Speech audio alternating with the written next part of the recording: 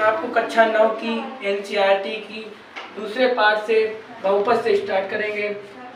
तो इस वाले में उन्होंने पूछा है कि निम्नलिखित व्यंजकों में कौन कौन एक चर में बहुपद है और कौन कौन नहीं है। कारण के साथ अपने उत्तर दीजिए। तो हम पहले आपको बताया दे रहे हैं कि जो एक चर वाला बहुपद क्या होता है। तो पहले चर क्या होता है, चर लिखे दे रहे हैं हम। चर होता है ए बी सी, ये जितने भी यहाँ से लेके यहाँ तक के बीच में अक्षर आते हैं ये सब चर पद कहलाते हैं। ठीक है। तो उन्होंने कहा अब एक चर वाला बहुपद है। जैसे उन्होंने कहा इसमें मतलब एक ही बात, जैसे कहीं उनके कहने का मतलब ये है कि इनमें से कोई एक ही आए। जैसे x आ रही है ना तो x ही आए, अगर y आ रही है तो y आए, मतलब एक ही चर आए। केवल क्या कहा उन्होंने कि इनमें से केवल क्या है, केवल कोई एक सा चर आ जाए। ठीक, चाहे x आ जाए, चाहे y आ जाए, चाहे a आ जाए, चाहे b आ जाए। यही बात उन्होंने इसमें कही है। तो उन्होंने ये पूछा और उन्होंने कहा अपना कारण भी बताना, ये बहुपद है एक चर में और क्यों नहीं है। तो देखिए यहाँ पे भी x लिखिए, यहाँ पे भी लिखिए, एक चर में बहुपद हो गया। अब तो आप बता चल गया क्यों बहुपद है, क्योंकि यहाँ पे भी x लिखी है, यहाँ पे भी लिखी है। ठीक है, ये वाला बहुपद हो गया। दूसरे वाले में भी देखो एक चर यहाँ पे लिखा है, तो ये भी एक चर वाला बहुपद है, ये भी एक चर वाला बहुपद है। उन्होंने ये कहा कि तीसरा वाला बताइए कि ये वाला एक चर में बहुपद है या नहीं है। तो ये एक चर में बहुपद नहीं है। क्यों नहीं है देखिएगा, 3√t + t√2। इसका मतलब ये है 3 को लिख लिया हमने, t की पावर हमने 1/2 लिख ली, क्योंकि ये रूट होता है ना, इसका मान होता है, रूट का मान होता है 1/2। इसे हमने ऐसे करके लिख लिया। तो ये वाला मेरा नहीं है। क्यों नहीं है, क्योंकि इसकी पावर 1/2 है।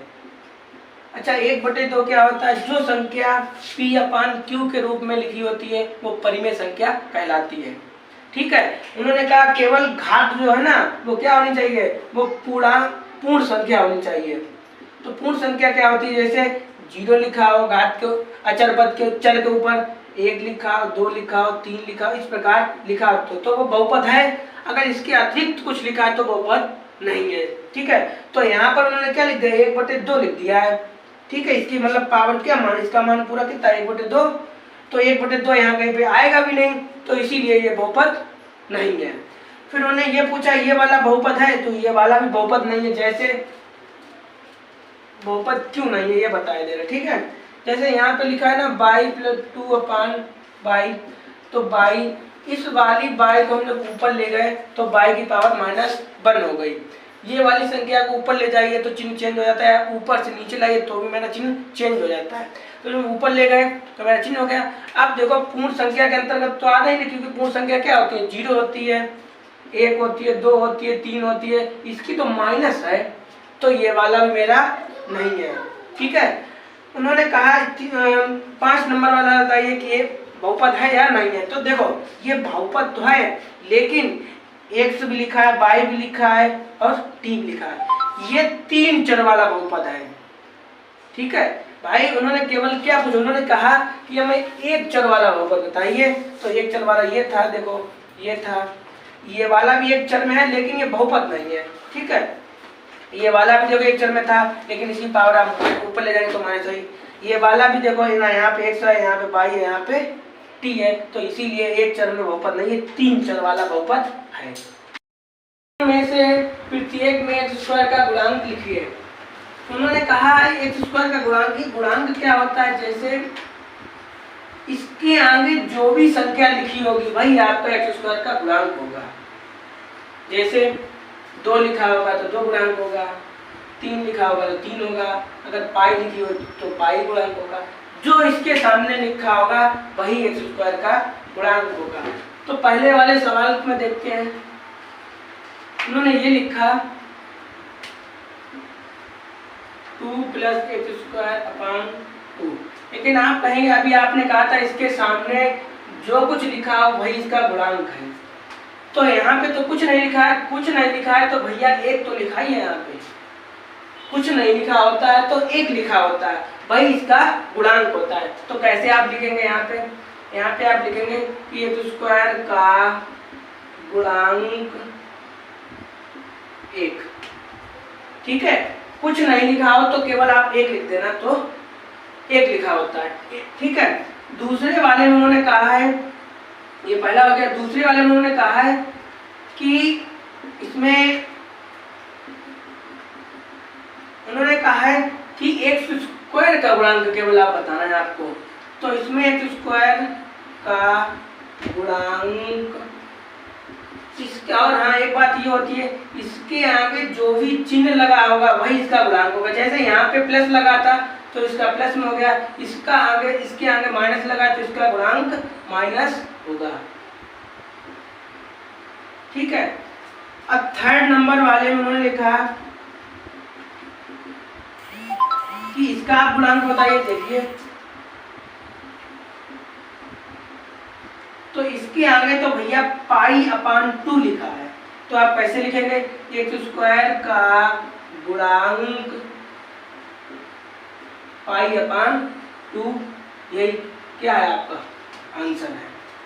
जो भी आगे लिखा हो उसके आगे कुछ चिन्ह नहीं लगा तो प्लस लगा होगा, इसके आगे कुछ नहीं लगा, इसके आगे लगा है माइनस, इसके आगे क्या लगा? प्लस लगा तो प्लस का होगा, इसके आगे माइनस लगा माइनस हो गया, इसके अपान आगे कुछ नहीं लगा तो प्लस लगा ही होता है, तो इसका पाई/2 हो गया।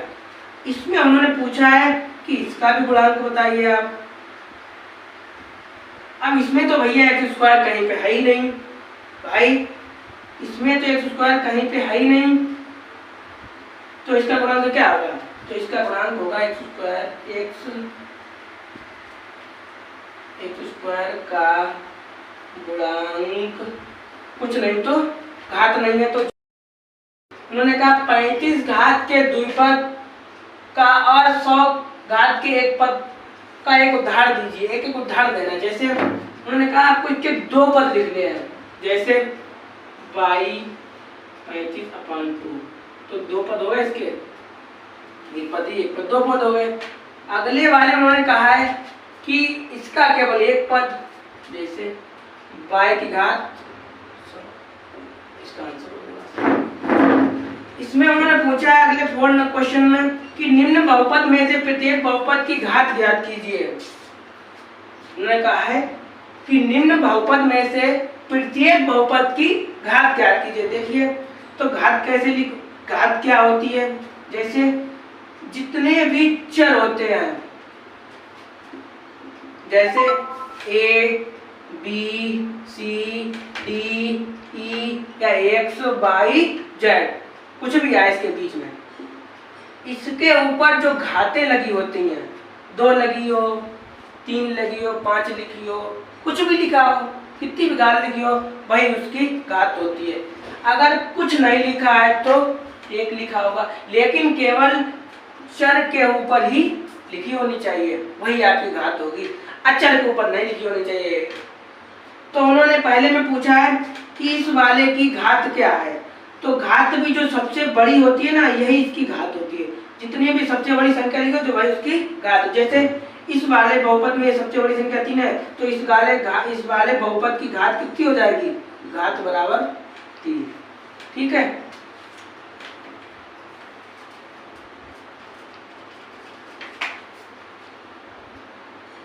उन्होंने इसमें पूछा इसमें घात बताइए, तो इसकी घात कितनी है?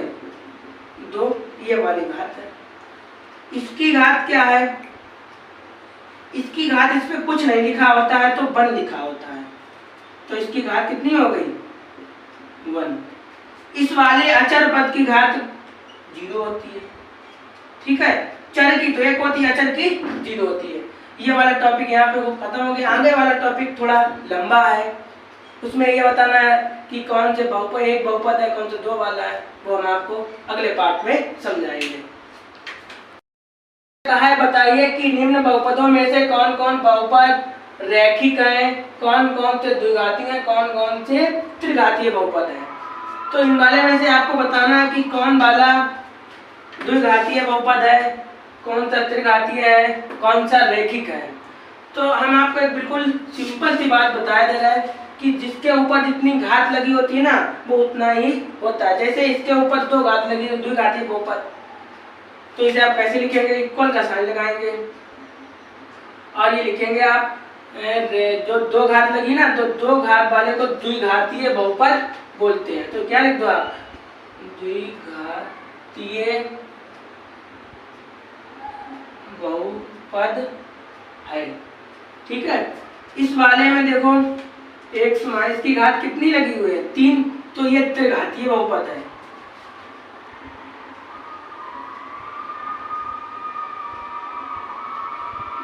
बहुपद है।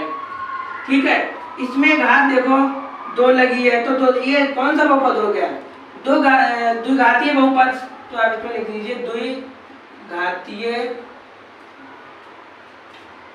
बहुपद। ठीक है, अब ये वाला आ गया। ठीक, अब इसमें देखो एक भी घात नहीं लगी है, जिसमें एक भी घात नहीं लगी हो तो रेखिक बोला जाता है, रेखिक बहुपद है। ठीक है, ये वाला भी रेखिक बहुपद है। ठीक है, यहाँ पे आप लिख लेना बार बार। यहाँ पे ये देखो इसकी घात 2 लिखी है तो ये द्विघातीय बहुपद है ये वाला। जैसे इसमें देखो 2 घात लगी थी, इसमें भी देखो तो 2 घात लगी है तो ये 2 घातीय बहुपद है। तो लिख दो यहाँ पे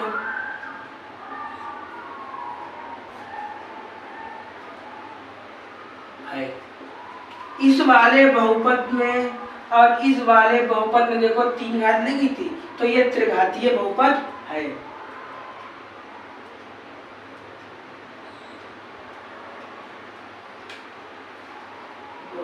बहुपद है, तो ये बहुपद समझ में आ गया। जितनी घात लगी हो ना उतनी ही बहुपद होता है। जैसे यहाँ पे 2 लगी है तो द्विघातीय बहुपद है, यहाँ पे 3 लगती है 3 है, ये 2 लिखा द्विघातीय बहुपद, ये कुछ नहीं लिखा है तो रेखिक। इसके ऊपर कुछ घात नहीं लिखी तो 1 घात लिखी है तो ये रेखिक हो गया। ये वाला भी देखो इसमें अंतर क्या है भाई, यहाँ पे भी 1 लिखा है, ये भी रेखिक है। ये वाले में 2 लिखी है, इसमें भी देखो 2 लिखी है, इसमें भी 2 लिखी है, द्विघातीय बहुपद हो गया। इसके ऊपर 3 लिखी, इसके ऊपर 3 लिखी तो ये त्रिघातीय बहुपद हो गया। ठीक है, अगले पार्ट में हम आपके साथ मिलेंगे, नई एक्सरसाइज आप यहाँ पर खत्म करते हैं।